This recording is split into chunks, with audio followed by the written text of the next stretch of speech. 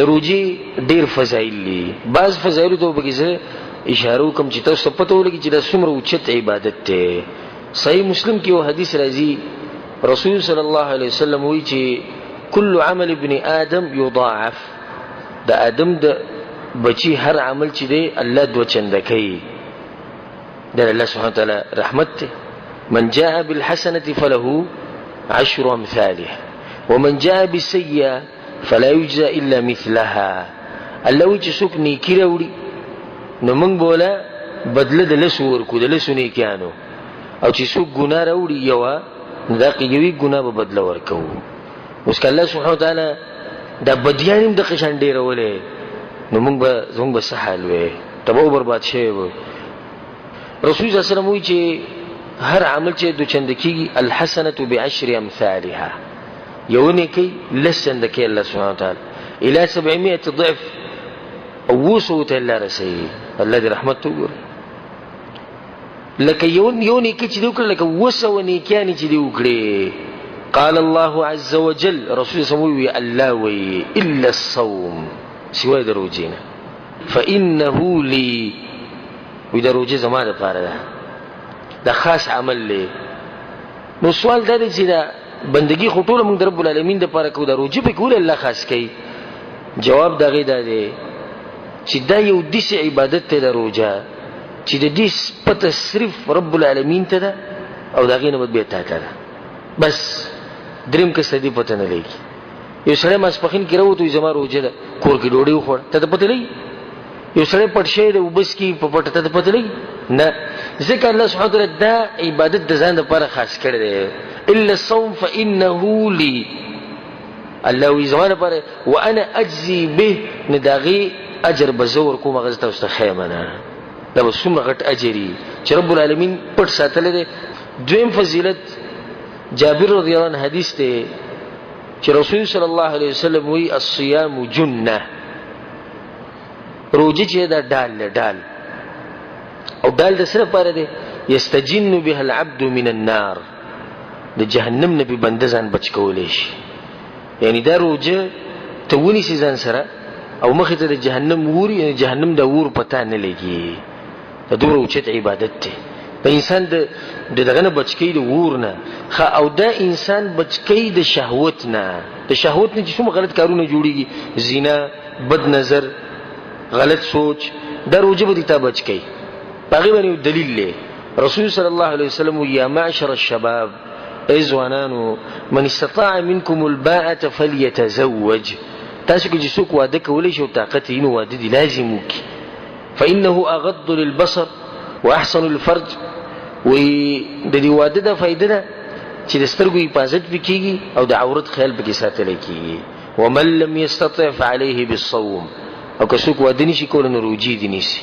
فانه له وجا، وی دا روجې به حفاظت کوي د دې سترګو او د عورت. او دغه د تجربې خبره چې کله سړي روجې نیولي نو د ده سوچ، نظر، عورت دا بالکل د حرام طرف ته نه ځي.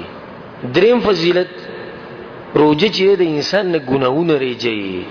حدیث کې راځي او امام مسلم راوړی دی، رسول صلی الله علیه وسلم ورمضان الى رمضان مکفرات لما بینهن اذا اجتنبت الکبائر، و یو رمضان د بل رمضان پورې، یعنی تا تیر شوي کال روجې نیولي دي او اوس د بل را روان دی، بله میاشت را روان دی د روجې ده. د دې دواړو میاشتو په منځ کې چې څومره ګناهونه دي، واړه ګناهونه، هغه ټول الله سبحانه وتعالی تلاشي بخي چې د دوه روجې په تا باندې راغلي. الله سبحانه وتعالی ستاسو ټول ګناهونه بخي. څومره غټ فضیلت دی د دې میاشتو د روجې. یو فضیلت دا دی، رسول الله صلی الله علیه وسلم په حدیث کې عبد الله بن عمر رضی الله عنه حدیث دی، وی رسول الله صلی الله علیه وسلم چې الصيام والقرآن يشفعان للعبد يوم القيامة، قرآن او روجه د بنده دپاره شفاعت کوي د قیامت په ورځ باندې. په هغه ورځ باندې چې 50,000 کاله به خلک ولاړي.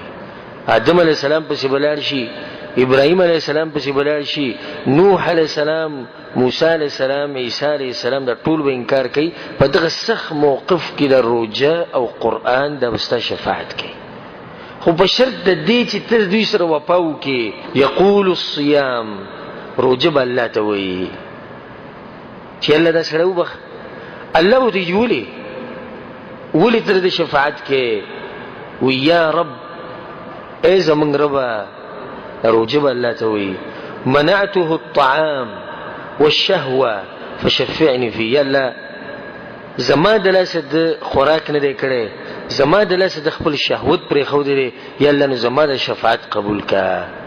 الله بل شفاعت قبول کی.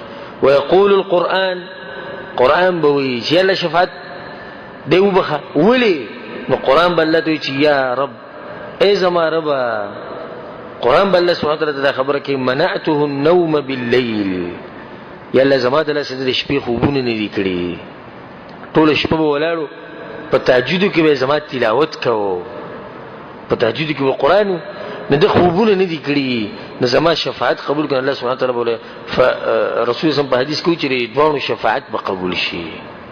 د دې روزي فضیلت یو بل فضیلت ورته وایو. رسول صلی الله علیه وسلم په حدیث کې وایي، دا حدیث صحیحینو کې دی، للصائم فرحتان يفرحهما.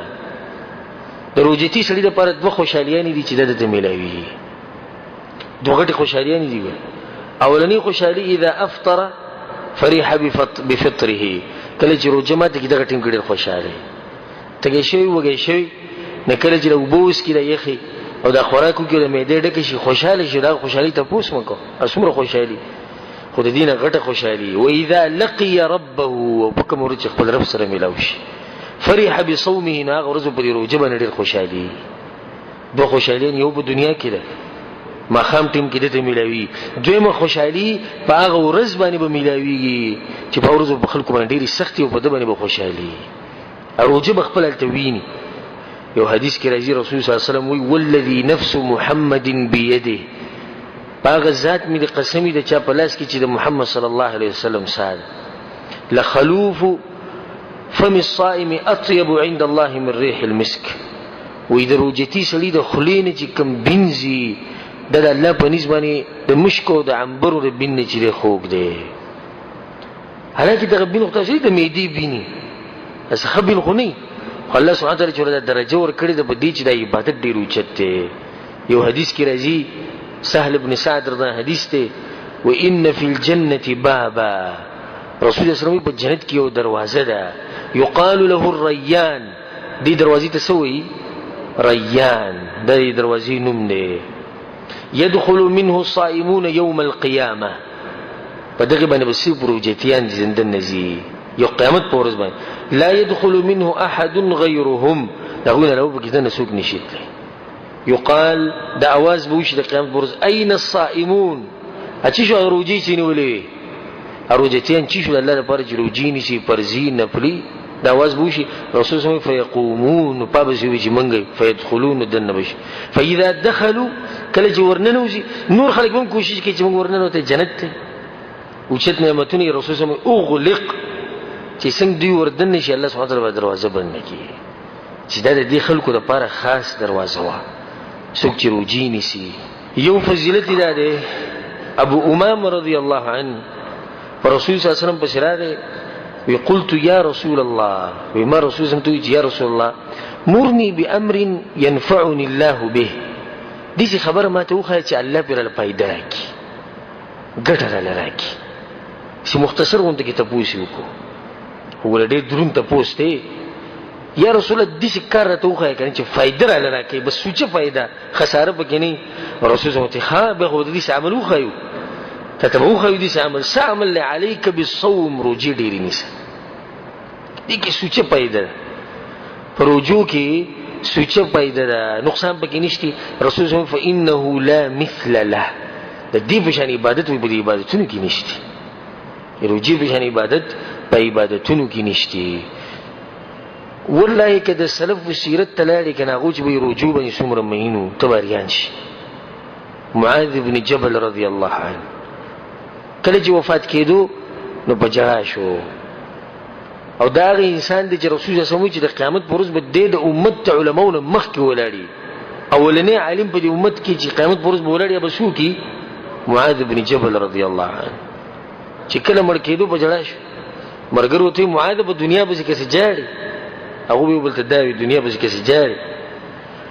هغه چې نه په دنیا پسې نه جاړم دغه کې نه مچ په دنیا پسې جاړم نه بیا بس پسې جاړي وی په دریو خبرو پسې جاړم چې د دریو به ماته نه ملایوي اولنې وی د جمی غوږ د شپې چې موږ چې په تهجد کول د جمی وګدې شپې د خلکو ته بتاریان شي وی دویم وی د علماو په مجلس پسې د علماو سره کېناستو هغه سره بحث وکړه مسله به مې زده کړه د خوږې خبرې به موږ اورېدې دریم او د وړي هغه وګدې ورځې موږ چې وروجي نیوي هغه پسې خپېږو د خبرې ته خیال دی د وړي هغه وګدې ورځې او چې وروجي نیوي یو حدیث کې راځي رسول صلی الله علیه وسلم وی ثلاثه لا ترد دعوتهم درې کسان دي چې الله سبحانه وتعالی دغه دواګانې نه رد کوي چرته ولهم دوا نه رد کوي الامام العادل چې مسلمانانو مشري او عدل او انصاف والي دغه دوا الله سبحانه وتعالی قبلي دویم والصائم حتى يفطر او روجتي تر دې چې روجه ماته کی روجي د ماتولو پوری په دې منځ کې چې د څومره دواګانې کې د رب العالمین قبلي ودعوه المظلوم او د مظلوم